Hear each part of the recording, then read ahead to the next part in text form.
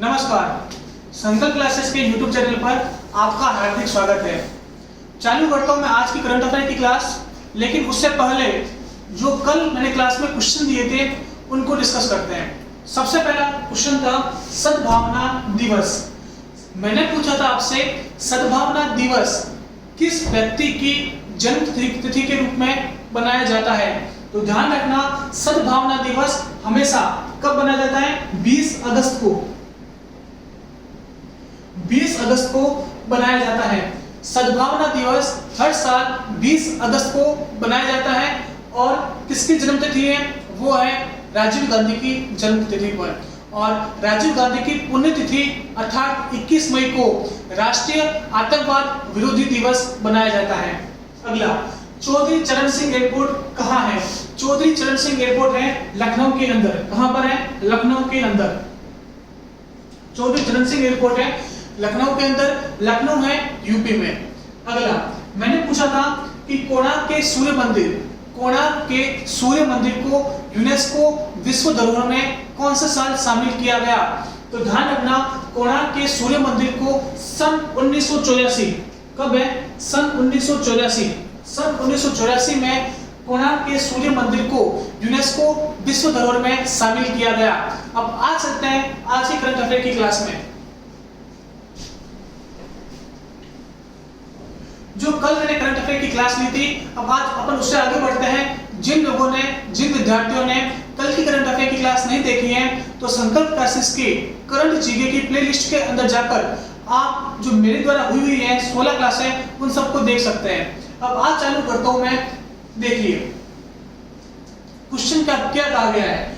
Question कहा गया है कि वर्तमान में आरबीआई ने रेपो रेट क्या रखी है। अभी क्या चल रहा है कि कोरोना चल रहा है, उसमें आरबीआई ने रेपो रेट को कम किया है।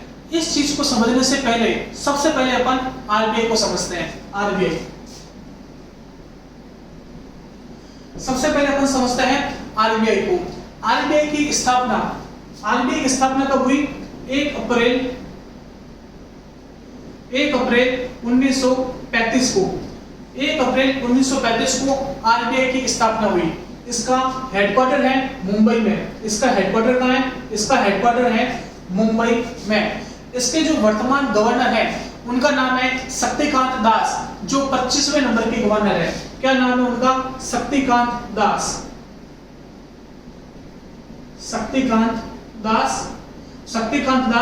25वें नंबर के गवर्नर हैं। क्लियर बात। उसके बाद मैं बात करता हूं, एक बार स्क्रीनशॉट ले लो इसका। आरबीआई के जो प्रथम गवर्नर थे, आरबीआई के जो प्रथम गवर्नर थे उनका नाम था सर ओस्बोर्न स्मिथ। क्या नाम था? Sir Osborne Smith.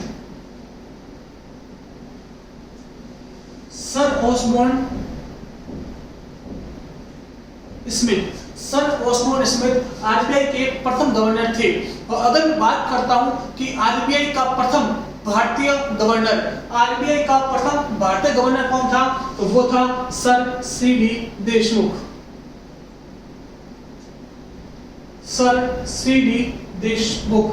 आरबीआई का राष्ट्रीयकरण कब हुआ?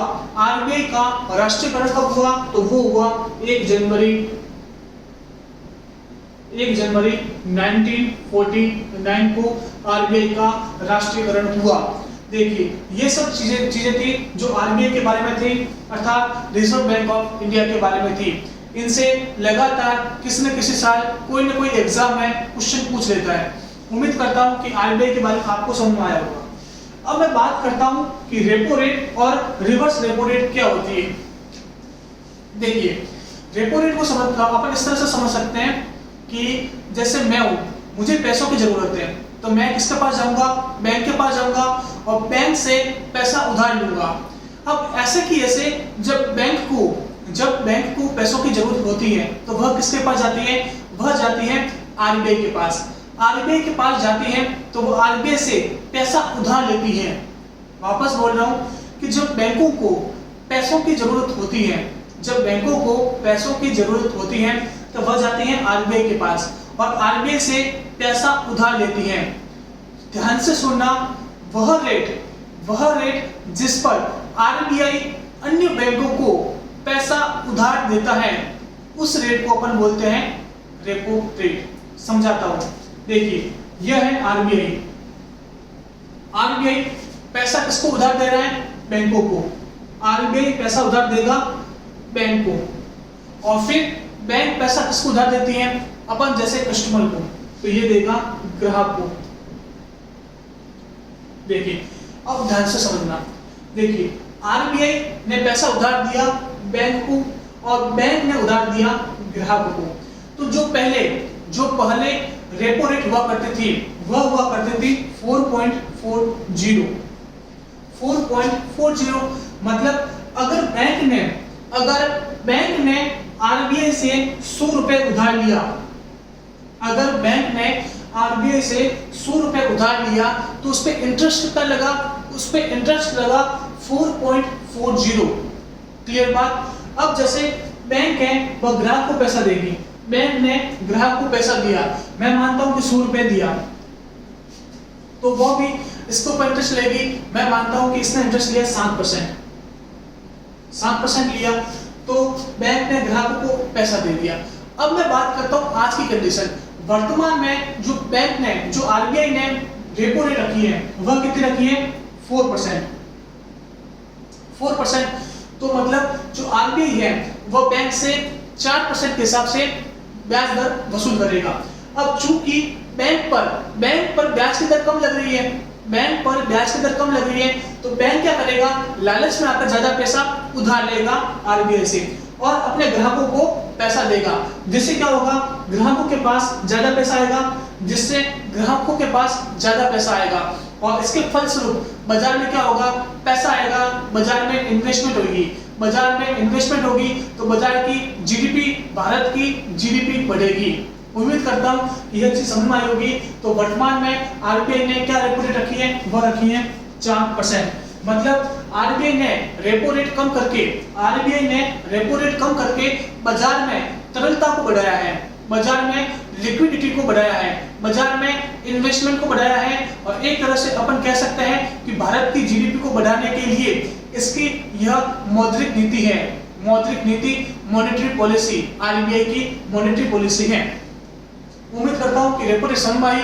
अगर भाषा में बात करूं तो रेपो रेट वह रेट जिस पर आरबीआई अन्य बैंकों को पैसा उधार देता है उसे अपन बोलते हैं रेपो रेट। ध्यान रखना, रेपो रेट ये होती है। और इसी का उल्टा होता है reverse repo rate. Reverse repo rate RRR। अब इसमें क्या होगा? जब बाजार में पैसा ज्यादा आ जाता है, तो ये क्या करती है कि जो आरबीआई है वह बाजार से पैसों को खींचती है। तो उसे, जैसे ये आरबीआई है, ये बैंक है और ये ग्राहक है, तो अब क्या करेगा?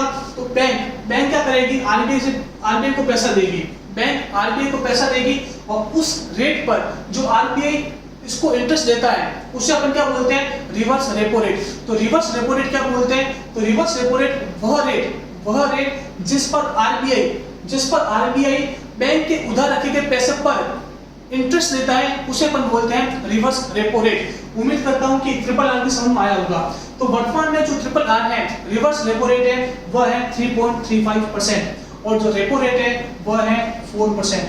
ध्यान से समझना, काफी बार एग्जाम में क्वेश्चन पूछता है, और ये रेपो रेट और रिवर्स रेपो रेट इकोनॉमिक्स का एक बहुत बड़ा कंसेप्ट है जो मैंने यहाँ पे आपको समझाने की कोशिश की है। उम्मीद करता हूँ कि आपको समझ में आया होगा। चलता हूँ अगले सवाल पर। देखिए क्वेश्चन में पूछा गया है कि भारत व्यक्तिगत सुरक्षा उपकरण मतलब PPE मतलब पर्सनल प्रोटेक्टिव इक्विपमेंट, व्यक्तिगत सुरक्षा उपकरण निर्माण में कौन सा स्थान पर है? देखिए अभी कोरोना चल रहा है, तो कोरोना में जो PPE उसकी मांग बहुत बढ़ गई है। अब PPE होता क्या है? यह पूरी तरह से एक सूट होता है, एक पूरी तरह से अपन बोल सकते हैं it is a combination of the gloves हो गया, हाथ में ग्लव्स पहनते हैं, शूज हो गया, पूरा सूट हो गया, गॉगल्स हो गया, इन सब का कॉम्बिनेशन होता है पीपीई व्यक्तिगत सुरक्षा उपकरण। और वर्तमान में जब कोरोना नहीं आया था तो भारत में एक भी व्यक्तिगत सुरक्षा उपकरण का प्रोडक्शन नहीं हो रहा था, लेकिन वर्तमान में लगभग 3 लाख पर डे व्यक्तिगत सुरक्षा उपकरण का निर्माण हो रहा है। और भारत दुनिया में दूसरे स्थान पर है इसका निर्माण करने में। व्यक्तिगत सुरक्षा उपकरण निर्माण करने में भारत दुनिया में दूसरे स्थान पर है। अगर मैं बात करता हूं कि पहले स्थान पर कौन है, तो पहले स्थान पर है चीन। पहले स्थान पर कौन है? चीन। क्लियर बात। इसका उपयोग कौन करता है? इसका उपयोग करता है मेडिकल प्रोफेशनल्स, मतलब डॉक्टर हो गए, नर्स हो गए, कंपाउंडर हो गए। जब वो कोरोना संदिग्ध या कोरोना से ग्रसित व्यक्ति के इलाज के लिए जाते हैं तो ये पीपीई किट पूरा पहन के जाते हैं। चलता हूं अगली स्लाइड पे।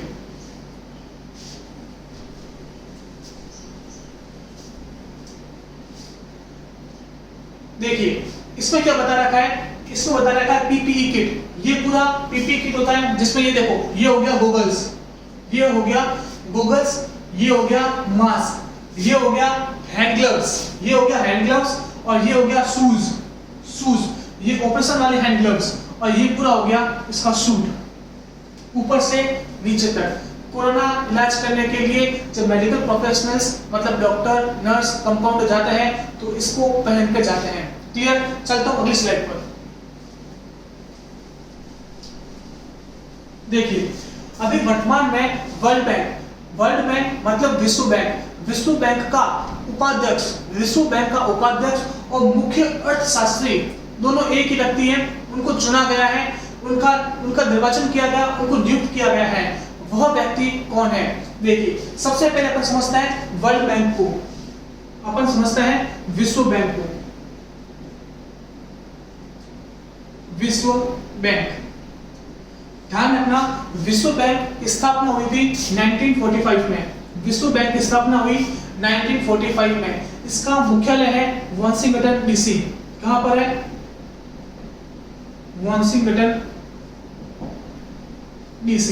वाशिंगटन डीसी के अंदर इसका मुख्यालय है। 1945 में इसकी स्थापना हुई। इसके अध्यक्ष का नाम है डेविड मालपास कौन है? इसके अध्यक्ष है डेविड मालपास, वर्ल्ड बैंक के अध्यक्ष है। और अगर मैं बात करता हूं कि अंशुला कांत भारत की है और यह वर्ल्ड बैंक में कौन से पोजीशन पर है? यह है एमडी एंड सीएफओ। कौन सी पोस्ट है? MD and CFO. एमडी मतलब मैनेजिंग डायरेक्टर और सीएफओ मतलब चीफ फाइनेंशियल ऑफिसर, मुख्य आर्थिक ऑफिसर। यह कौन है? अंशुला कांत भारत की है। उसके बाद कार्मेन रेनहार्ट को विश्व बैंक का मुख्य अर्थशास्त्री और उपाध्यक्ष नियुक्त किया है। क्या आंसर है? कार्मेन रेनहार्ट को विश्व बैंक का मुख्य अर्थशास्त्री और उपाध्यक्ष नियुक्त किया है। विश्व बैंक की और बात करता हूं मैं, तो विश्व बैंक की स्थापना एक कॉन्फ्रेंस के थ्रू हुई। विश्व बैंक की स्थापना एक संगोष्ठी के थ्रू हुई और उसका नाम था Brayton would conference, Brayton would सम्मेलन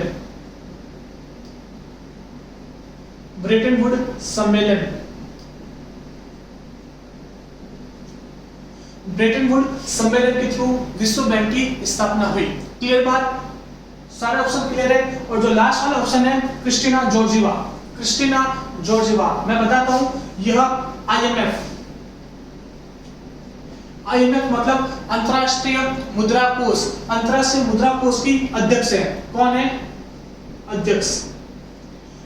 क्रिस्टिना जॉर्जिवा आईएमएफ मतलब अंतरराष्ट्रीय मुद्रा कोष की अध्यक्ष है। आईएमएफ की स्थापना 1945 में हुई।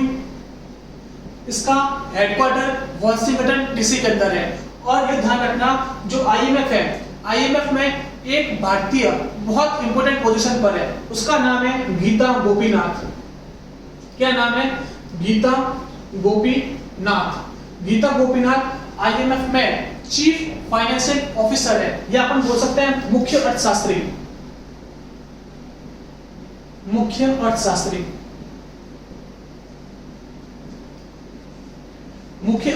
है गीता गोपीनाथ कहाँ पर? IMF में। IMF मतलब अंतर्राष्ट्रीय मुद्रा कोष। इसकी स्थापना भी 1945 में हुई, वर्ल्ड बैंक के साथ। उम्मीद करता हूं कि ये सब समझ में आया होगा। इस क्वेश्चन का आंसर है कार्मेन रेनहार्ट, जिसे वर्ल्ड बैंक का मुख्य अर्थशास्त्री और उपाध्यक्ष भी नियुक्त किया गया। उम्मीद करता हूं समझ में आया होगा। चलते हैं अगले सवाल पर।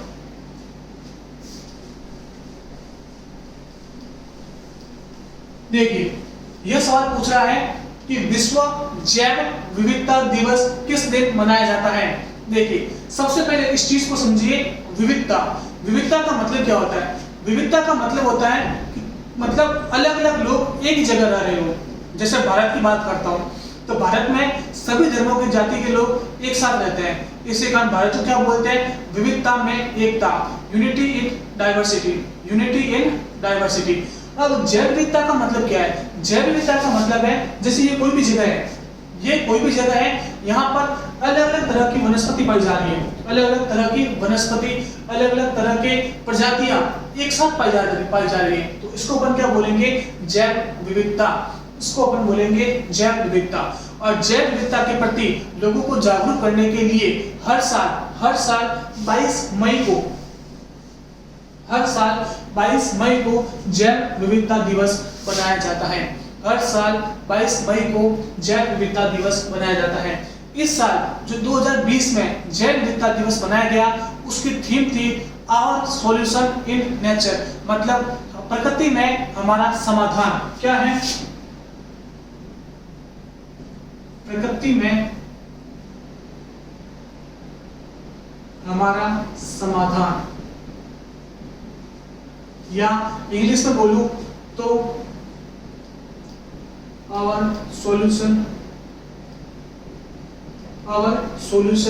इन nature, our solution in nature. ध्यान रखना, थीम बहुत महत्वपूर्ण होती है, एग्जाम के अंदर पूछ लेगा। इसके अलावा मैं बात करता हूं 22 मार्च की। 22 मार्च को मनाया जाता है विश्व जल दिवस।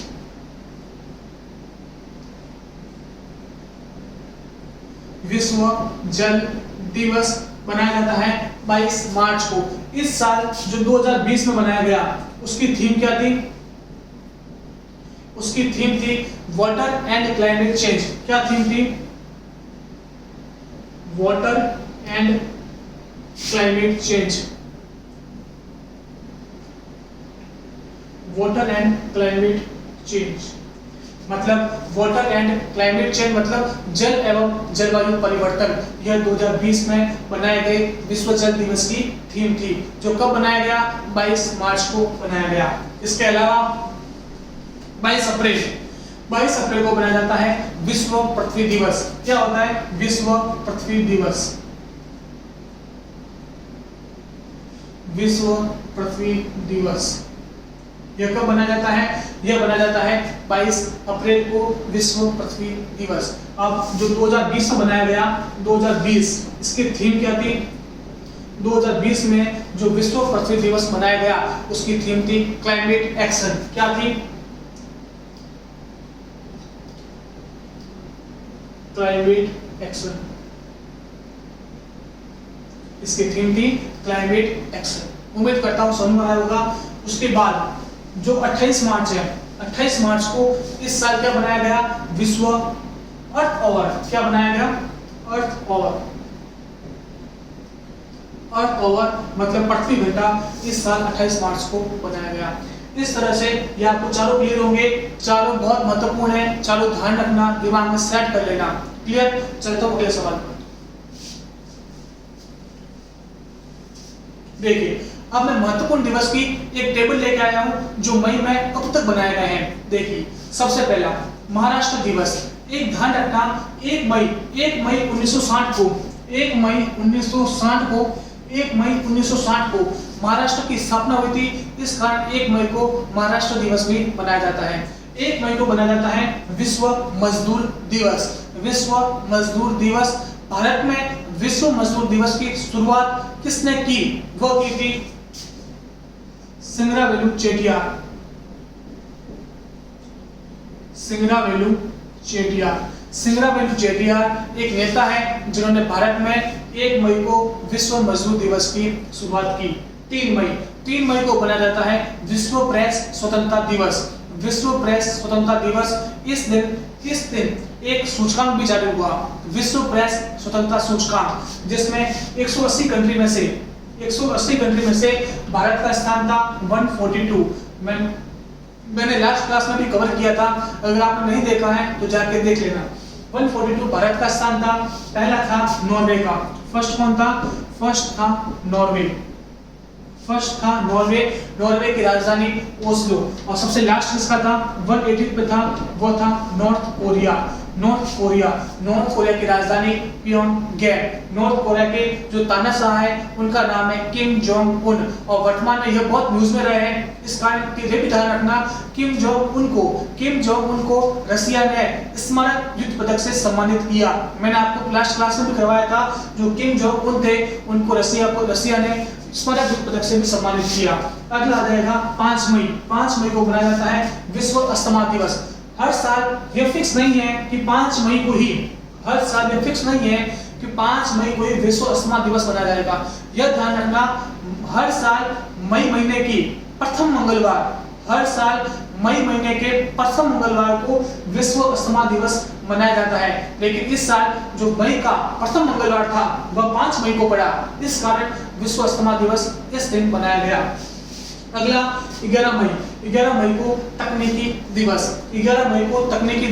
मैंने आपको बताया था 11 मई 1998 को भारत का ऑपरेशन शक्ति सफल हुआ। इस दिन भारत परमाणु शक्ति संपन्न राष्ट्रों में शामिल हो गया था, और यही दिन था जब एपीजे अब्दुल कलाम और अटल बिहारी वाजपेयी का सपना साकार हुआ। इसी कारण 11 मई 1999 से आज तक भारत में 11 मई को राष्ट्रीय तकनीकी दिवस मनाते आ रहे हैं। इसके अलावा नर्स दिवस 12 मई नर्स दिवस मनाया जाता है। यह फ्लोरेंस नाइटिंगेल का जन्म दिवस होता है। इसका जन्म दिवस होता है फ्लोरेंस नाइटिंगेल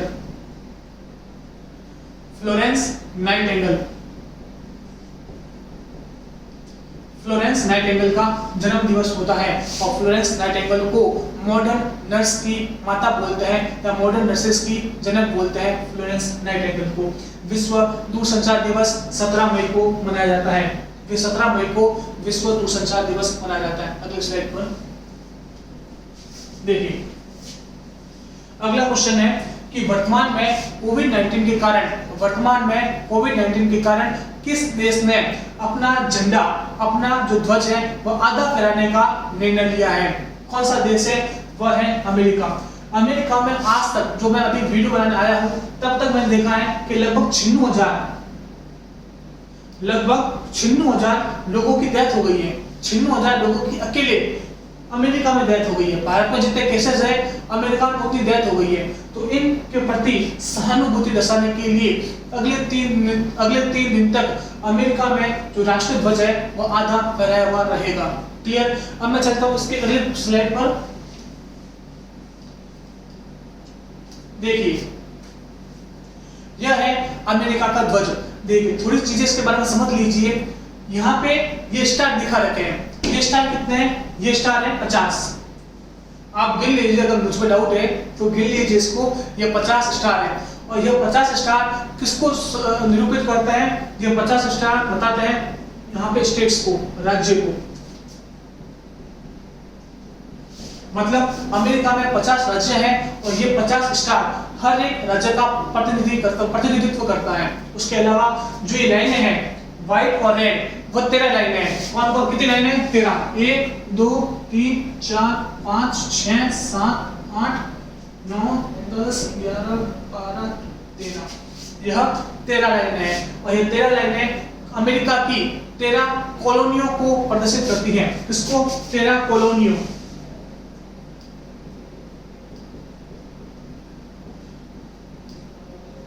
13 कॉलोनीज को प्रदर्शित करती हैं। 13 कॉलोनी मतलब क्या हो गया? जैसे भारत में केंद्र शासित प्रदेश होते हैं, उसी तरह से अमेरिका में कॉलोनीज होती हैं। उन 13 कॉलोनी को प्रदर्शित करने के लिए ये 13 लाइनें हैं, और यह 50 स्टार 50 राज्यों को निरूपित करते हैं। अगर मैं यहाँ पे बात करता हूँ कि भारत के झंडे की, भारत का जो राष्ट्रीय ध्वज है, भारत का राष्ट्रीय ध्वज जो तिरंगा है उसकी बात करते हैं। देखिए, ये भारत का राष्ट्रीय ध्वज, इसमें 3 कलर का बना होता है। सबसे ऊपर होता है वो होता है ऑरेंज, उसके बाद बीच में व्हाइट और नीचे ग्रीन, ठीक है। बीच में होता है अशोक चक्र, जिसमें 24 तीलियां होती हैं। जिसमें कितनी तीलियां होती हैं? जिसमें 24 तीलियां होती हैं। यह ध्यान रखना, भारत का जो राष्ट्रध्वज है उसका अनुपात कितना होता है? उसका अनुपात होता है 2:3। बहुत महत्वपूर्ण सवाल है कि भारत के राष्ट्रध्वज का अनुपात कितना होता है, तो वह होता है 2:3। इसका मतलब क्या हो गया कि ध्वज की लंबाई उसकी चौड़ाई की 1.5 टाइम्स होगी। मतलब अगर चौड़ाई 4 है तो लंबाई कितनी होगी? 6। अगर चौड़ाई कितनी है? अगर चौड़ाई 8 है तो ये कितना होगा? 12। क्लियर? समझ में आया होगा ये चीज। इसके अलावा मैं बात करता हूं कि भारत के राष्ट्रध्वज का डिजाइन किसने तैयार किया? तो इसका डिजाइन तैयार किया था पिंगली वेंकैया ने। किसने? पिंगली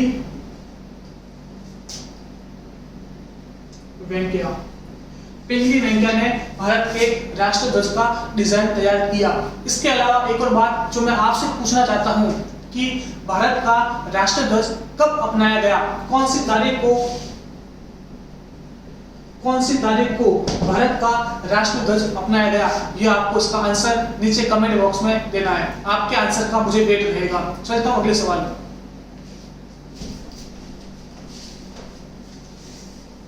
देखिए अगला सवाल है कि अभी यूके ने एक अवार्ड दिया है और उस अवार्ड का नाम है अलेक्जेंडर डेलरिम्पल अवार्ड। यह किसे दिया गया? ध्यान रखना, बेसिक फैक्ट है, एकदम आपको दिमाग में सेट करना है। यह दिया गया वाइस एडमिरल विनय बटवाल को यूके का अलेक्जेंडर डेलरिम्पल अवार्ड दिया गया। क्लियर बात? देखिए मनोज मुकुंद नरवाने, मैंने आपको बताया था ये कौन है? आर्मी चीफ का नाम मनोज मुकुंद नरवाने। उसके बाद ये है नेवी के चीफ, भारत की नौसेना के अध्यक्ष है कौन? एडमिरल करमवीर सिंह। उसके बाद राकेश भदौरिया, भारत के वायुसेना के चीफ कौन है? राकेश भदौरिया। क्लियर बात? एडमिरल विनय बटवाल को यूके के द्वारा अलेक्जेंडर डेलरिम्पल अवार्ड दिया गया। अब मैं थोड़ा यूके के बारे में बात करता हूं। यूके के बारे में चलते अपन यूके के मैप पर। देखिए मैंने आपको बताया था कि यूके 4 देश का बना हुआ है। इन 4 देशों को मिलाकर अपन बोलते हैं यूनाइटेड किंगडम। यह 4 देश कौन से हैं? सबसे पहला है इंग्लैंड, दूसरा है वेल्स, तीसरा है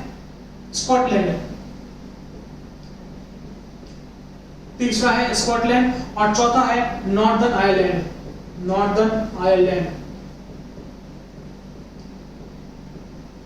देखिए मैप पे चलता हूं। देखिए ये आपको दिख रहा होगा इंग्लैंड, ये वेल्स, ये स्कॉटलैंड और ये है नॉर्दर्न आयरलैंड। ध्यान रखना, नॉर्दर्न आयरलैंड अलग चीज है और रिपब्लिक ऑफ आयरलैंड अलग चीज है। जो ये है रिपब्लिक ऑफ आयरलैंड, जो नीचे दिखा रखा है ये है रिपब्लिक ऑफ आयरलैंड।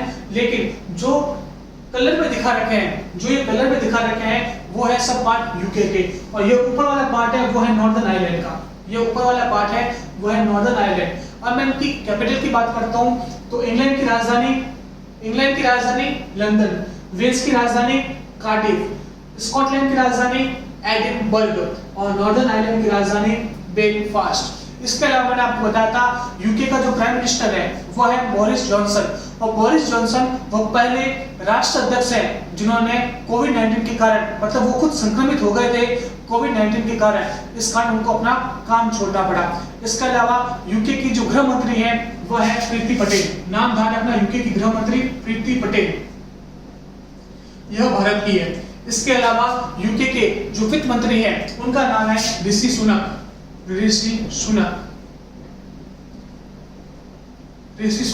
ये यूके की वित्त मंत्री हैं। ध्यान रखना ये सब चीजें, उम्मीद करता हूं समझ में आया होगा। चलते हैं अगले सवाल पर।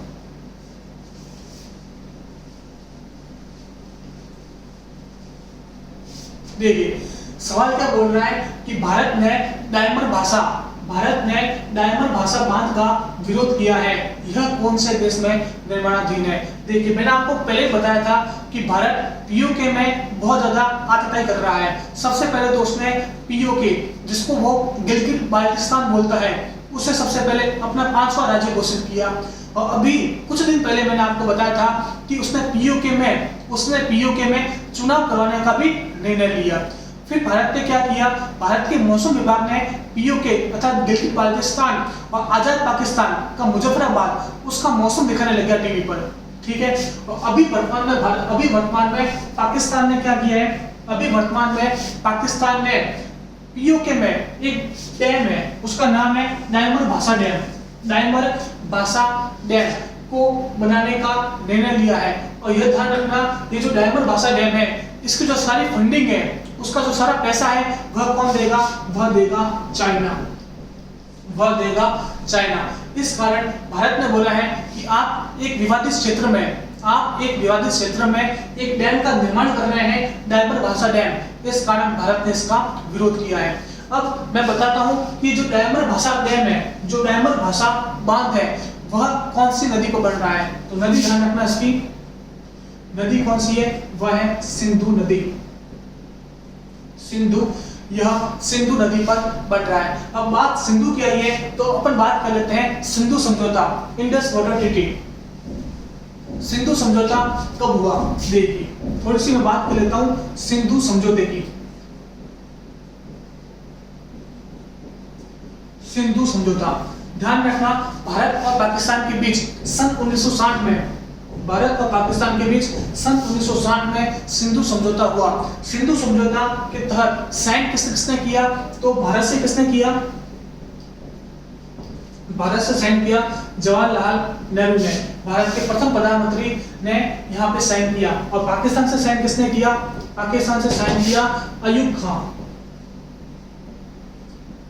अयूब खान ने पाकिस्तान से साइन किया। अब इस समझौते की मध्यस्थता किसने की, मध्यस्थता की थी वर्ल्ड बैंक ने, अर्थात विश्व बैंक ने। इस समझौते की मध्यस्थता की विश्व बैंक ने। अब इस समझौते के तहत 3 नदियां भारत को दी गई और 3 नदियां पाकिस्तान को दी गई। अब आपको ध्यान रखना है कि कौन कौन सी नदी भारत को दी गई और कौन कौन सी नदी पाकिस्तान को दी गई। देखिए CJI, ये 3 नदियां थी जो किसको दी गई, पाकिस्तान को। CJI, C मतलब चेनाब, J मतलब झेलम और I मतलब इंडस मतलब सिंधु। सिंधु को इंग्लिश में क्या बोलते हैं, इंडस। तो ये 3 नदियां हैं, चेनाब, झेलम और सिंधु। ये 3 नदियां पाकिस्तान को दी गई। अब भारत को कौन कौन सी दी गई, तो भारत को दी गई रावी, व्यास और सतलज। रावी, व्यास और सतलज, ये 3 नदियां किसको दी गई, ये 3 नदियां दी गई भारत को। क्लियर करता हूं, उम्मीद करता हूं यह चीज समझ में आई होगी। सिंधु समझौता सन 1960 में हुआ, भारत पाकिस्तान के बीच हुआ, मध्यस्थता वर्ल्ड बैंक ने की। भारत की तरफ से प्रधानमंत्री जवाहरलाल नेहरू और अयूब खान, पाकिस्तान की तरफ से अयूब खान ने साइन किया। क्लियर। देखिए ये सवाल मैंने आपको पहले भी करवाया था। मैंने इसमें आपको बताया था कि भारतीय रेलवे का सबसे शक्तिशाली 12,000 हॉर्स पावर का इंजन है, वो कहां पर बना था। मेरा पहले सवाल था कि वो कहां पर बना था, तो वो बना था मधेपुरा में। कहां पर बना था, मधेपुरा। और मधेपुरा कहां है, वह है बिहार में। मधेपुरा रेल कोच फैक्ट्री में बना था। और आज मेरा सवाल है कि जो वो इंजन बना था उसका नाम क्या है, उसका नाम है वेग 12 वो इंजन का नाम है, जो भारत का सबसे शक्तिशाली इंजन है 12,000 हॉर्स पावर का, जिसका निर्माण कहाँ हुआ है, मधेपुरा बिहार के अंदर। उम्मीद करता हूँ ये सब चीजें आपको समझ में आई होगी। आज की क्लास आपको अच्छी लगी होगी। आपको आज की क्लास कैसी लगी, इसका सजेशन नीचे कमेंट बॉक्स में दें। और जो मैंने क्वेश्चन पूछे हैं उसका आंसर भी आप नीचे कमेंट बॉक्स में दें। आप जितना आंसर दोगे, जितना आप उसको सर्च करोगे, आपकी जनरल नॉलेज उतनी बढ़ेगी। और कल जो आज क्लास हुई है उसका टेस्ट कल सुबह होगा टेलीग्राम चैनल पर। अगर आपने ज्वाइन नहीं किया है तो उस चैनल को ज्वाइन करना, वो टेस्ट देना, तब आपको पता चलेगा कि मैंने कितना याद किया है और कितना नहीं। आज की क्लास यहीं तक रखते हैं। धन्यवाद।